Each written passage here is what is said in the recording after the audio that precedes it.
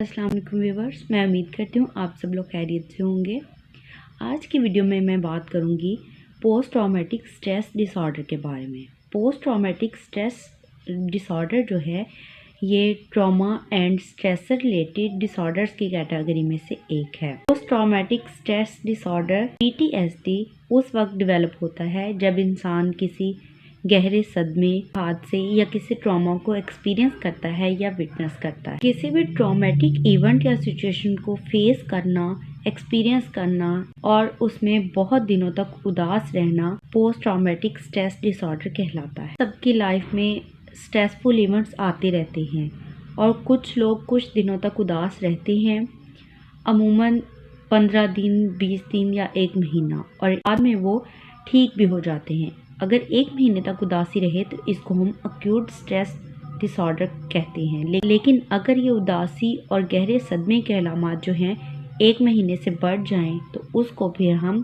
Post traumatic stress disorder कहते हैं। Acute stress disorder और पोस्ट ट्रॉमेटिक स्ट्रेस डिसऑर्डर में डिफरेंस जो है वो टाइम ड्यूरेशन का है। कोई भी स्ट्रेसफुल इवेंट जो है वो 1 मंथ रहे और उसके बाद ठीक हो जाए तो उसको हम एक्यूट स्ट्रेस डिसऑर्डर कहते हैं। लेकिन अगर यही सिचुएशन जो है 1 मंथ से ज़्यादा हो जाए फिर भी उसकी सिम्टम्स ना जा रही हों तो इसको PTSD कहा जाता है। स्ट्रेसफुल इवेंट कोई भी हो सकता है, जिस तरह के नेचुरल डिज़ास्टर है, आंधी तूफान, जलजला, सैलाब वगैरह। इसके अलावा कोई एक्सीडेंट देख लिया हो, खुद का एक्सीडेंट हुआ हो या किसी का देख लिया हो, या कोई मर्डर होता देख लिया हो, लव वन की अचानक डेथ या पेरेंट्स में से किसी की डेथ हो जाना, ये भी स्ट्रेसफुल इवेंट हो सकता है। इसकी वजह से इंसान बहुत गहरे सदमे में चला जाता है, अभी स्ट्रेसफुल फील कर रहा होता है जबकि वो सेफ इन्वायरमेंट में मौजूद हो। ट्रॉमेटिक स्ट्रेस डिसऑर्डर में इंसान की डेली लाइफ की फंक्शनिंग जो है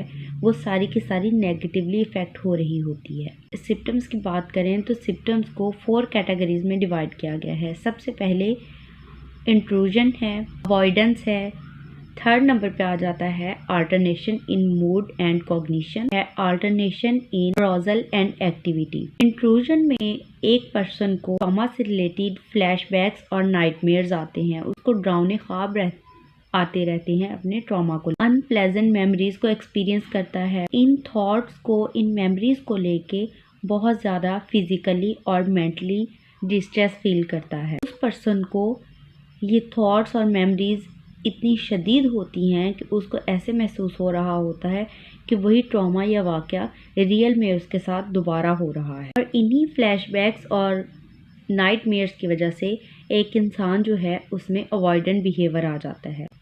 वो इस तरह के वो इंसान ऐसी बातों को, ऐसे लोगों को, ऐसी जगहों को अवॉइड करता है जो उसे उस ट्रॉमा की याद दिलाती है। इसके अलावा उनको एंजाइटी के पैनिक अटैक्स भी महसूस होते, बहुत ज़्यादा चिड़चिड़ापन होता है, थकन महसूस होती है, सर में शदीद दर्द महसूस होता है, किसी भी काम पर कंसंट्रेट नहीं कर पाते। पहले जिन कामों या बातों में उनका दिल लगता था अब उन बातों पर या उन कामों पर वो तवज्जो नहीं दे पाते, उनका दिल नहीं लगता, उनकी तवज्जो कम हो जाती है। इसके अलावा उनको सांस लेने में मुश्किल पेश आती है, सेल्फ डिस्ट्रक्टिव बिहेवियर हो जाता है उनका, उनके थॉट्स बहुत ज़्यादा नेगेटिव हो जाते हैं, लो मूड हो जाता है। इसके अलावा उनको एक डर हर वक्त लगा रहता है। इसके अलावा उनको डिसएसोसिएट सिम्टम्स होते हैं, यानी वो बहुत ज़्यादा रिस्पॉन्सिव होते हैं और डिटैच्ड हो जाते हैं दूसरों से, यानी दूसरों से घुलते मिलते नहीं। PTSD की कॉजेज़ क्या हो सकती हैं?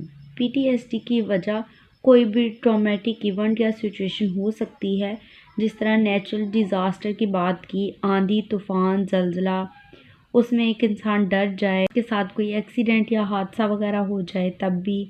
इसके अलावा जेनेटिकली हो सकता है, अगर आपके फैमिली में कोई मेंटल डिसऑर्डर चला रहा हो, किसी को डिप्रेशन हो, एंजाइटी हो या दूसरा कोई साइकोटिक डिसऑर्डर हो, या आपके फर्स्ट रिलेटिव्स में से किसी को मेंटल डिसऑर्डर हो तो उस बंदे को भी ये मेंटल डिसऑर्डर होने के चांसेस हो सकते हैं। इसके अलावा ब्रेन केमिकल्स का इम्बैलेंस हो जाना भी एक कॉज हो सकता है। अगर किसी पर्सन ने चाइल्डहुड अब्यूज़ एक्सपीरियंस किया हो, अगर उसके बचपन में कोई सेक्सुअल वायलेंस या फिज़िकल वायलेंस हुआ हो, फिज़िकल अब्यूज़ हुआ हो, तब भी उसमें चांसेस होते हैं PTSD होने। कार एक्सीडेंट एक्सपीरियंस किया हो या देखा हो, ये भी वजह बन सकता है पोस्ट ट्रॉमेटिक डिसऑर्डर होने का। हैं ट्रीटमेंट की तरफ। ट्रीटमेंट क्या पॉसिबल हो सकता है? सबसे पहले हम साइकोथेरेपी देते हैं। साइकोथेरेपी में हम सबसे पहले कॉग्निटिव थेरेपी देंगे। इसमें कॉग्निशंस को रीशेप किया जाता है,